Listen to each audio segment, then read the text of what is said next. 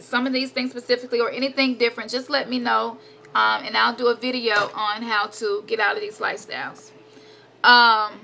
So the second thing was, while I was working there, I noticed a lot of women came from broken homes themselves. So again, there wasn't a father in the home. And like I said, Willie Lynch did a really good job, obviously. He said in his letter, he said that this will work, I think, for about 100 to 200 years, if I'm not mistaken, 300 max. So we're right at that turning point. And I think if everyone put in their part and give whatever they have to offer, I think we can make a difference.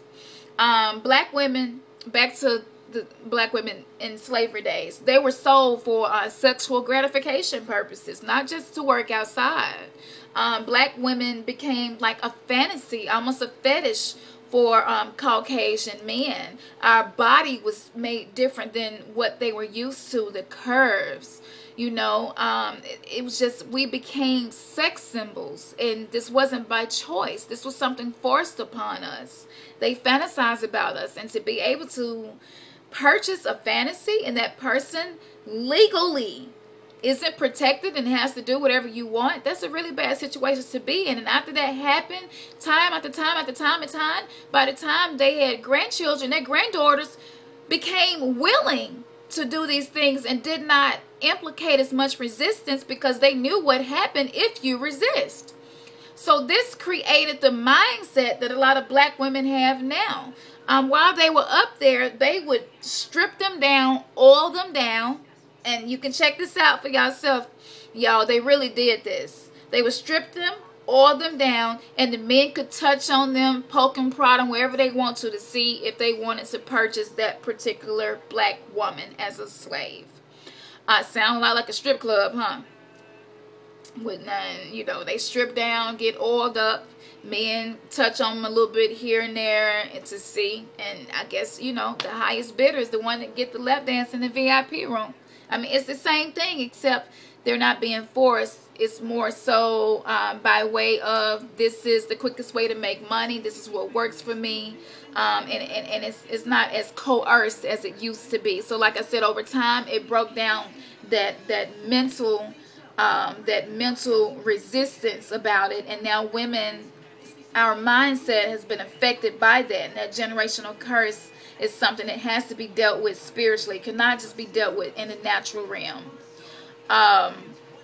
So back to what I was saying, you know, and then they brag about making it rain, the highest tipper. I mean, look at the videos. This is it right here. Like, Willie Lynch is getting exactly what he wanted to come out of his letters. It's so sad because now being a video hoe is a good thing. People, it's not shame or anything. Like, there's not a reason to be shamed or anything. I mean, people brag about it. I was watching Love and Hip Hop, and they were arguing and fighting over who was the best at being a video vixen. I'm sorry, use the correct term. But the bottom line is, you're being used as an object and a human being. God called us his crown creation. Women, ladies, we are masterpieces. We shouldn't, a man shouldn't be able to give you $1,000 for you to strip down for him. You're worth so much more than that. Like, how can you put a price on something that's priceless? Even the women that don't know their value, you're still priceless. And not to say that this can be used as an excuse. Well, I'm like this because it's Willie Lynch letters. No, but our mindset has been heavily impacted by this, and at some point it has to change. Ladies, there is a way out. Men, look, I know you all are going to keep going to the strip club. There's no need of me even telling you stop going, okay? But let me say this. Don't do to a woman or participate in something with a woman that you wouldn't want done to your mother, your sister, or daughter. And I'll just leave it there. Marriage, back in slavery times, wasn't legally recognized, and oftentimes the master would rape the unwilling wife. It would be done in secret. So the master a lot of times would tell the black slave not to say anything and threaten her, not to tell anybody, and let her know what he will do to her if she does. So what happened when she goes in labor and have the baby, and the baby comes out with, you know, gold hair and blue eyes, or hazel eyes, or whatever, and light skin, you know, I mean, the husband, like, okay, what's up? Is it something you need to tell me? You know, look like you've been doing more than picking cotton while I was gone. So, you know, and then it caused distrust. So now the dynamic between the man and woman, not just the family, but the man and woman, distrust has been created within that union. And that was a lot of weight for a woman to carry for 9 months, knowing that she's pregnant by another man, which is the master. She can't say anything. Her life and the child's life she's carrying will be in danger. Her husband's life will be in danger, because he's definitely to go pop off and go ham when he find out. That's a lot of weight to pull on a woman. And now as single mothers, we carry a lot of that same weight that our ancestors carried. If curses are passed down and sin tendencies are passed down, that means the weight and the burden from it is passed down also. So for some of you that don't understand the anger that a lot of black women carry, and bitterness and resentment, this is why. Black men began to think that women were just sluts, you know, and sneaky. And even today, matter of fact, if you go on any page right now and talk about relationships, I bet you the number one thing that most men would say is a negative flaw about women, besides nagging and complaining or being too needy, is that they're sneaky. Okay? And I bet you most women would say the exact same thing. We're sneaky. We can lie and get away with it, and you will never know. It's not anything to brag about. And I used to brag about that unintentionally. I didn't even realize what I was saying, how bad it was. That's not a good thing. And this has been produced from what happened during slavery also. So this is why black relationships are some of the worst as far as statistics wise, as far as longevity. I don't even know what that word means, you know. I hadn't dated in 6 years. And the black community, the structure, the family structure, the dynamic, the trust between black men and women. Look, our community is just like really screwed. It really is. Okay, so, and like I said, marriage wasn't acknowledged legally, kind of like gay marriage now, but it's a big difference, and that's a whole nother video. But since the rights and importance of marriage was torn apart during slavery, black people lost the importance and reverence themselves for marriage today. Black men were chased by the master's wives, kind of like Joseph and the wife of the Potiphar. She wanted Joseph. She was after Joseph. Look, she like, Joseph, you got to give me some. Now, I don't care what God you were. Joseph like, I ain't going. Joseph was not going. He, no, not a, no, nah. And so she kept trying, and he kept turning her down. She ended up saying he raped her and lied. That's really sad. He sat in jail all that time, but he was still faithful to God. And we think we can't be faithful, you know, for a minute. And here he was in jail for years for something he didn't do, and was still faithful. And God blessed him for it. But I guess that somebody needed to hear that. Back to what I was saying. Y'all got me off subject. So black men were chased by the master's wives. Black men also became a fantasy for the master's wives. This caused more distrust on the other end, the wife's end. To top it all off, the masters would force and coax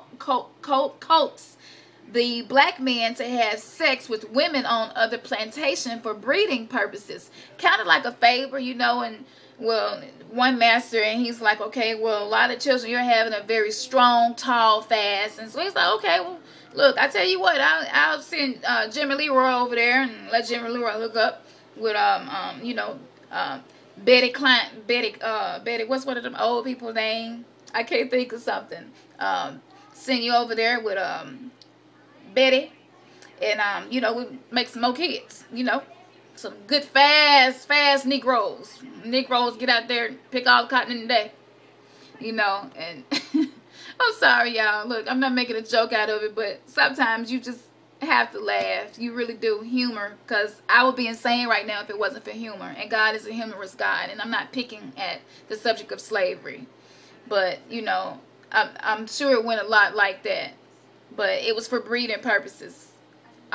So he comes home and his wife, you know, here again is this trust issue comes in. So it was, you know, for breeding purposes, they would do this. Men often develop relationships with women on other plantations also. And it was a twofold thing going on. While the master had them doing it for breeding purposes, it was, you know, it kind of put them in a position to cheat and have a reason to cheat. And with him having a relationship with a woman on another plantation, he didn't have to worry about watching that woman be mistreated, neglected, and punished because he lived and worked on another plantation. So it became beneficial for men to have a woman on one plantation and a woman on another. The mistress, so to speak, is someone that he could have sex with without having all of the obligations, responsibilities that comes with it. He didn't have to try to protect her, even though you could lose your life for it. But because they lived on another plantation, there was less responsibility and accountability, but he could still get the benefits of having sex with her and the sexual gratification. And so, again, as I was saying, he didn't have to worry about, you know, watching her be abused or killed or anything like that.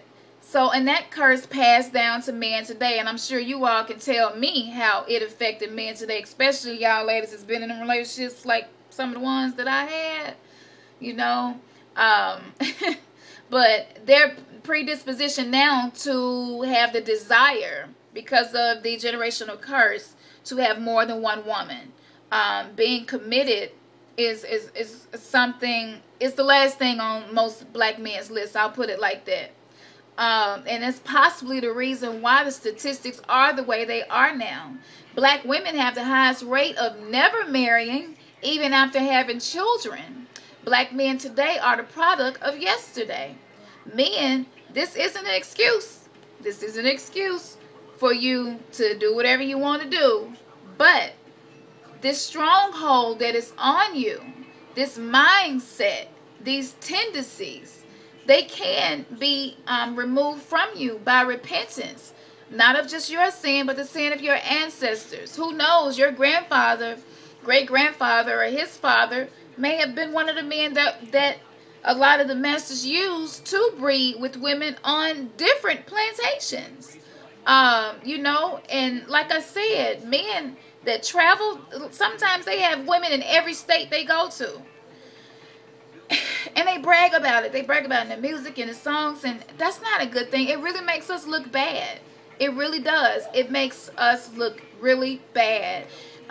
It makes us look like there's no loyalty, and everybody talk about loyalty. Even men that's in organizations, they pride themselves on loyalty. But there's no loyalty to the woman you're sleeping with. There's no loyalty to the woman you have children with, your children's mother. There's no loyalty. There's no honesty, no commitment to her.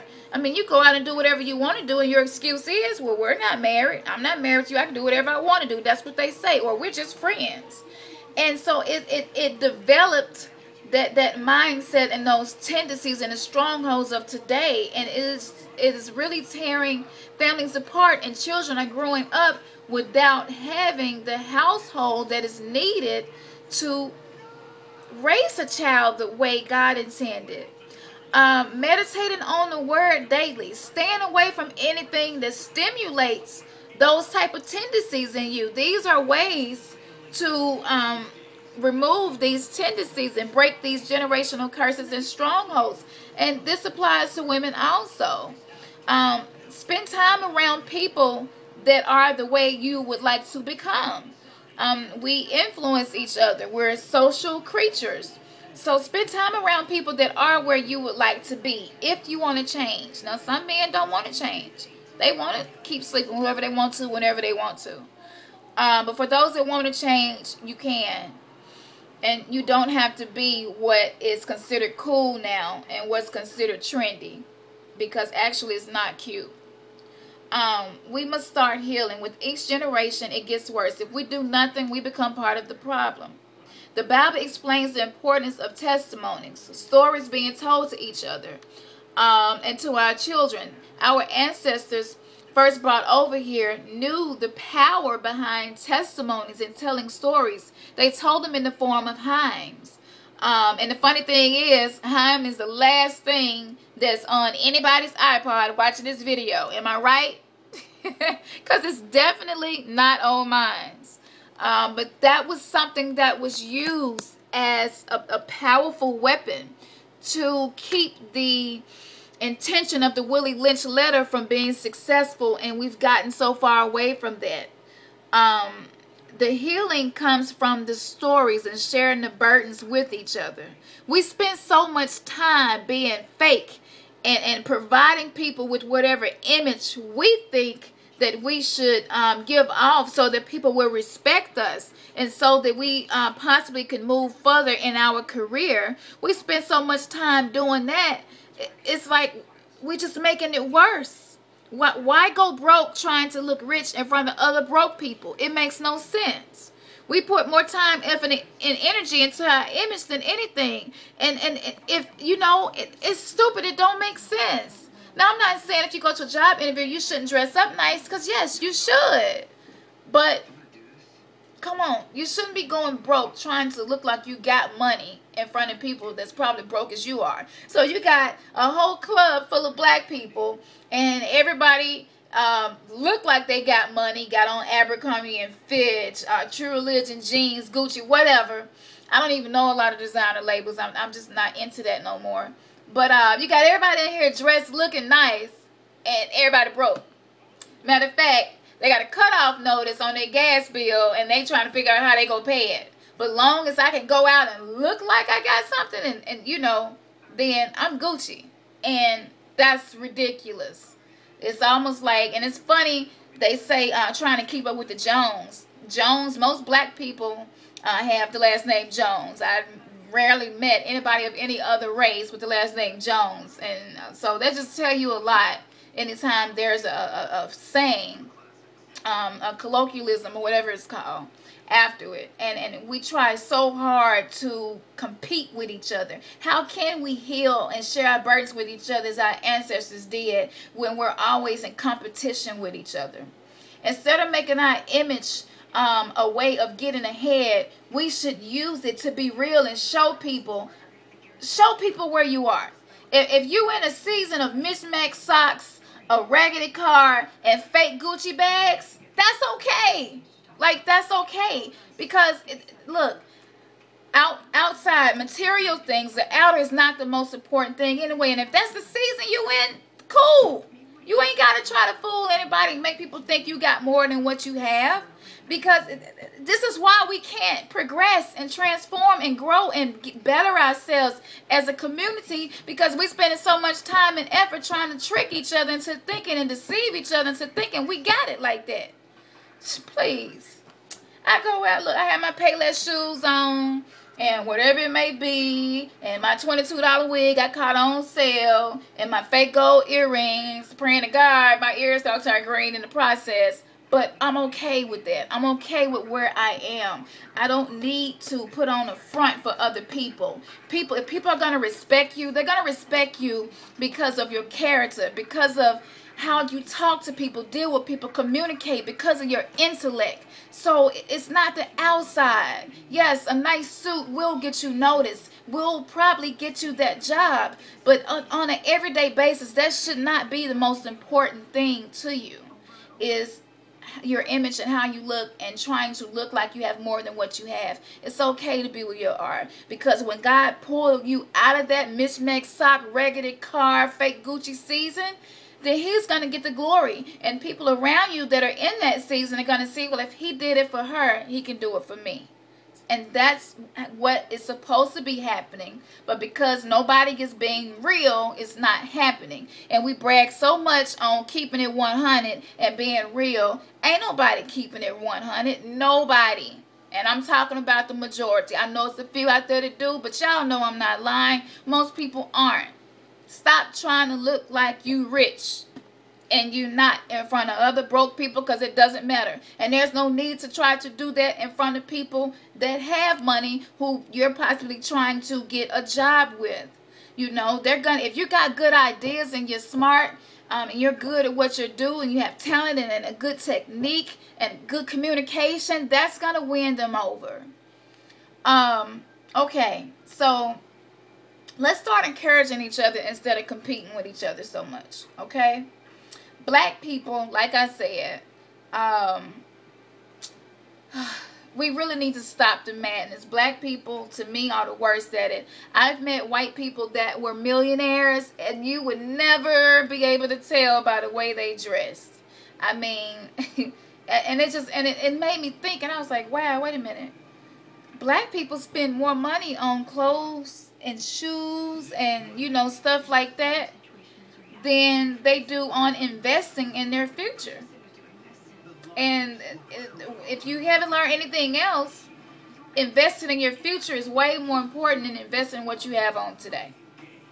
Bottom line, if you're doing what God calls you to do, you're going to succeed. Hands down. So let me close this out. We're not in the cotton field no more. But a lot of us are still enslaved by strongholds and generational curses. The only difference between us now and then is that we're more willing to seduce men with our body and taking off our clothes and having sex for money. Or even if you're not having sex, if you're giving a lap dance, you're arousing that man. So you're still giving him not only an erection, but you're still giving him that sexual gratification that a man gets when he's having sex. So you're still selling sex in a way. You know, even though your clothes is on, you're still affecting him the same way you affect him if his clothes were off. And you don't have to. You know, there are so many other things you could do. And so many women always say, I get so tired of men just want me for my body. Well, if your body is the only quality that you're putting out there and advertising, that's going to be the only thing they're going to be interested in. You know, let them know you have substance. To me, being modest is the hottest thing you can do. You know, leave something to the imagination. They don't need to see everything. And then if you get into a relationship and that's how he met you, 9 times out of 10, the reason he's talking to you in the first place has nothing to do with your mind, intellect, or personality. And I don't even need to go any deeper into that, because I know y'all know exactly what I'm talking about. If a man, and you think he in love, if when he met you, you was half naked, he in love with you because he's in love with what he saw, what you were advertising, and your relationship will go no further than your body and his sexual gratification. And as soon as he's bored or another woman comes along that looks better than you, he's out the door. So we are creating our own problems. We're living enslaved. We're still living like we're slaves, and we're willing to do whatever it takes to succeed. And that even means letting go of our morals and our standards and what we believe in. Our ancestors tried to hold on to the values, but our values dissolved. Our values were beat out of us, and as the blood oozed from our backs while we were being whipped, our morals and values also oozed with it. So that's the end. Look, leave your comment. Let me know what you think. But most of all, if anything that I said touched you, if anything that I said made sense to you, if you're not living for God, this is the time right now to accept Him as your Savior. You don't have to be perfect. You don't have to clean yourself up to come to Him. He accepts us the way we are, where we are. He will clean you up. If there's anything that you're doing that you shouldn't be doing, thinking, He does all of that. He's my Mr. Clean. I can't clean myself up to come to Him. But time is running out. We don't have forever. No one has forever. We don't even have tomorrow. Okay? I just left the hospital with so many people there that were laying in a hospital bed dying. And earlier this morning, they had no idea that they would be in that position. You may not be in a position to accept Him as your Savior. Don't wait till it's too late. All He asks is that you give Him your best and love Him. He will change you. As you spend time with Him, you will want to change. You're not going to want to continue in your ways. And that's all he asks of us. He loves us just the way we are. And he loved us enough to give his only begotten son. So anybody that believes in him with their heart will not perish, but have everlasting life. Alright, comment, let me know what you think. Subscribe. I'm trying to get my subscribers up. Because I'm finna go hard at it, y'all. I'm not worried about what nobody got to say about me. I just want to use what God placed inside of me to be a blessing. And I'm trying to get myself out of these same generational curses, strongholds, and mindsets. I'm not all the way there yet. It's a process for all of us. And anybody that claims or act like they're perfect and all the way there are lying to themselves. And the love of God is not even in them. They don't even know the truth. So it is what it is. We're all a work in progress. But he loves us just the way we are. So this is your moment right here, right now. Don't wait any longer. All right? I love you all. Bye.